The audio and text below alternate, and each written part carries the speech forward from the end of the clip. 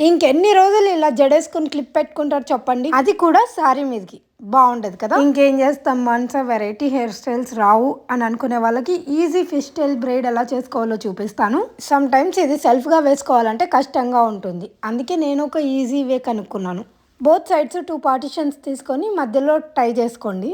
ఇంకేముంది, దాని మధ్యలోకి హెయిర్ తీసేసుకోవడమే. ఇలా మీకు ఎంతవరకు చేతనైతే అంతవరకు చేసుకోండి. అక్కడితో మీరు అలా వేసుకొని కింద రబ్బర్ బ్యాండ్ వేసుకున్నా కూడా చాలా క్యూట్ గా ఉంటుంది. నిజమండి బాబు, చాలా బాగుంటుంది, నమ్మరా? అయితే చూడండి, నేను నాకు కావాల్సినంత తీసుకొని హెయిర్ బ్యాండ్ వేసాను. నాకు ఇంకా కిందికి వేసుకోవాలి అనిపించింది, కానీ హెయిర్ టైస్ ఎక్కువ వేయడం ఇష్టం లేదు. అందుకే నేను హ్యాండ్ తో ఫిష్ టైల్ బ్రైడ్ వేసాను. ఇక్కడ నుంచి ఎంతవరకు వేసామో అక్కడ నుంచి మళ్ళీ 2 పార్టిషన్స్ తీసుకోవాలి మొత్తం హెయిర్ ని. ఆ తర్వాత కొంచెం కొంచెం ఆ సైడ్ ఈ సైడ్ హెయిర్ తీసుకుంటూ అల్లేసుకోవాలి, వీడియోలో చూపిస్తున్నట్టు అంతే.